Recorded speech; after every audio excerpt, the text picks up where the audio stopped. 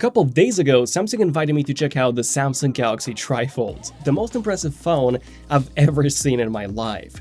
One that unfolds from this regular smartphone shape, not once, but twice, into this massive 10-inch tablet. Now, I know that some of you have already seen plenty of videos on the TriFold. Reason why my take is going to be quite different. You see, instead of focusing on just the TriFold itself, I want to talk about how I believe that Apple's in big trouble, as I truly think that this right here is how smartphones a decade from now will look like. A future in which I'm not even sure if Apple would be taking part in at all. But you know what would complement any foldable device? Well, that's some stunning 8K wallpapers that you can find in our app, Wallpapers. Our Eternal Earthscapes by Vectory Pack looks incredible, whether your device is opened or closed, and the colors of each design truly makes the display shine. You can check out this pack and so much more in Wallpapers for iOS and Android by using the link below. So let's start with the obvious. Samsung is currently on their 7th generation of foldable, and Apple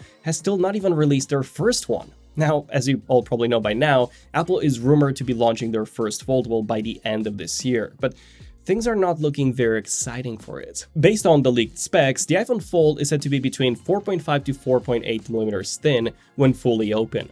That's already thicker than the 4.2 millimeters of the Samsung Galaxy Z Fold 7 that launched last year. Now, for a normal phone, thinness doesn't matter as much, but for a foldable that you literally fold in half, every point of a millimeter matters, as you'll literally be doubling that thickness when you fold the phone, plus more, since you also have that rubber seal that in turn will add some thickness as well. The iPhone Fold is rumored to be around 9.5 millimeters thick when closed, which would make it considerably thicker than the iPhone 17 Pro Max, already a very thick phone. On the other hand, the Galaxy Z Fold 7 is 8.9 millimeters thin, just 0.1 millimeters thicker than the iPhone 17 Pro Max. So, do you see where I'm getting at?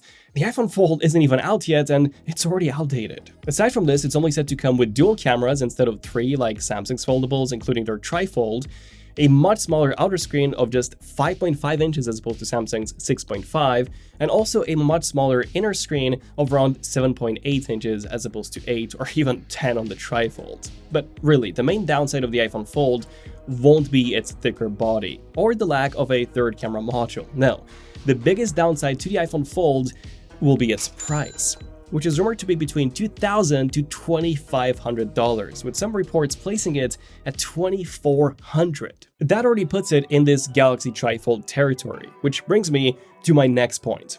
I truly believe that the TriFold is the future, and that's because the TriFold actually solves the biggest problem that I've had with dual foldables. You see, when you compare the video watching experience between a regular phone and a dual fold, you actually don't gain that much screen real estate. That's because dual folds have a screwed-up form factor when opened, and videos are 16:9 for the most part, so a lot of that display area is just going to be wasted. However, because the TriFold takes your phone's aspect ratio and extends it 3 times, you get a much wider screen when fully unfolded, meaning you get smaller black bars when watching content, alongside a significantly bigger picture in a device that literally just fits in your pocket. And here's the thing, there's actually way more about Samsung's TriFold that impressed me, not just this gigantic tennis screen that fits in your pocket. For example, the creases. Yes, you get 2 now, but they're barely even noticeable. When I was using the phone normally, I just couldn't tell they were there at all. When the display is off, you can kind of see them if the light hits the display at the right angle, but using this phone, I don't know, I just forgot that they were even there. And I'm pretty sure that Samsung will eventually get rid of their creases entirely. After all, they do already have a new crease-free display technology that I've showed at CES 2026. That, by the way, is the same panel that's rumored to come in the Galaxy Z Fold 8 later this year, and even Apple is said to be using that same panel too in their iPhone Fold. So eventually this will come to the TriFold as well, but until then, I think it's already very good. And yes, while the TriFold is fairly thick at 12.9 millimeters, that's actually almost the same as the previous Z Fold 6, which was 12.1 millimeters thin. And it's actually thinner than the old Z Fold 5, which was 13.4 millimeters thick. And it also wasn't that much thicker than my iPhone 17 Pro Max with a case on. I think it's remarkable that Samsung managed to take a TriFold and make it thinner than their previous dual folds. Sure, compared to the Z Fold 7, it does feel like a brick, but you're getting a way bigger and way more usable display that I much prefer.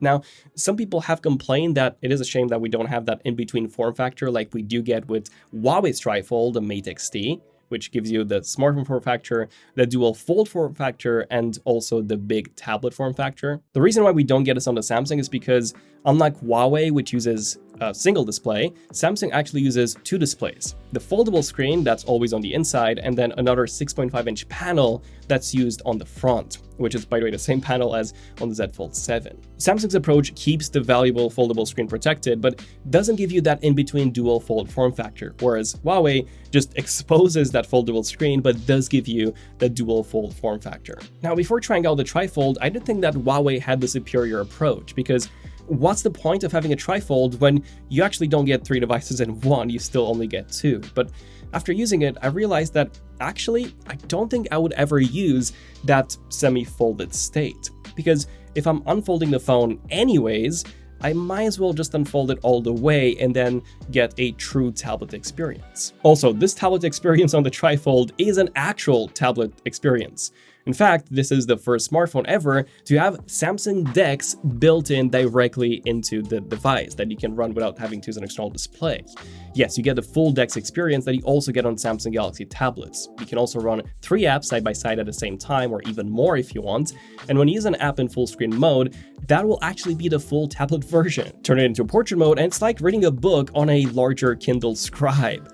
Absolutely perfect. Overall, I did really like it. Although it does cost $2,500, very close actually to what the iPhone Fold is rumored to cost. And if I were to pick between the two, at least leaving the softer side aside, I think it's a no-brainer that most of you would also pick the TriFold. Okay, so I keep going on about how this thing is crazy thin, but like, how did Samsung actually pull this off? Because when you think about it, you've got 2 hinges now instead of 1. You've also got a much bigger battery to power a bigger 10-inch screen, and yet somehow this whole thing is only 12.9 millimeters thin when folded. And guess what? Each panel has a different thickness. The thinnest one is 3.1 millimeters thin, then you've got 4 millimeters and 4.2, and even the USB-C port barely fits in this section. That's insane. Well, Samsung told me that they use something called a titanium lattice hinge. There's actually 2 of them. They call them Armor Flex hinges, and they've got a new titanium hinge housing as well. The frame is also their strongest aluminum yet, reinforced with this fiberglass composite back, and they even pressed this cover to make it thinner and more rigid at the same time. So lots of engineering went into this. Even from a durability standpoint, Samsung claims it can withstand 200,000 fold cycles, or folding it 100 times a day for 5 years straight. And it's also got IPX8 water resistance, so it can handle being submerged for 30 minutes. For a TriFold, I think that's pretty mad. As for the rest of the specs, you've got the Snapdragon 8 Elite for Galaxy, the previous gen, not the Gen 5, but we do get 16 gigabytes of RAM, either 512 or 1 terabyte of storage, and a 5600 mAh battery with 45 watts of charging. The cover screen hits 2600 nits, the inner display is a bit dimmer at 1600, both with 120Hz support and Vision Boost. And the cameras, they're the same as the Z Fold 7, 200 megapixel main, 12 megapixel ultra-wide, and then a 10 megapixel 3x telephoto, with both selfie cameras being 10 megapixel sensors. Nothing groundbreaking here, but for a TriFold, I think that's fine. So where does this leave Apple? Well, right now, the TriFold is available in South Korea, but it will also be coming to Taiwan, UAE, and China, as well as the US and possibly more regions as well. It also comes in this really nice crafted black color that I absolutely love. And here's the thing, $2,500 is a lot of money, but that's basically what Apple is rumored to be charging for the iPhone Fold. For a device that's, years behind, it's of course thicker, has a smaller screen, fewer cameras, and doesn't even fold twice. Of course, if you prefer the Apple ecosystem and you want to have, an iPadOS-like experience, then the iPhone Fold would be the one to go for. But if you want a much bigger display and an actual TriFold, then of course, the Samsung TriFold is the one to go for. Having a tablet, like an actual tablet in your pocket, is why I think Apple should be worried. Samsung isn't just one generation ahead anymore. They're an entire form factor ahead. And Apple hasn't even figured out how to do dual foldables yet, but Samsung is already releasing TriFolds. And this is just the first gen. yeah, I would definitely love to hear what you guys think about Samsung's TriFold and also Apple's upcoming foldable. Let me know down below if you would be interested in purchasing any of them. Regardless of which one you pick, I'm pretty sure our wallpapers would look absolutely stunning. And other than that, stay tuned to the channel for more Leaks Rumors episodes and more updates on Samsung TriFold and more cool foldable devices. I'm Daniel, this is Enough Tech, and I'll see you guys in the next one. It's Enough Tech, signing out. Cheers.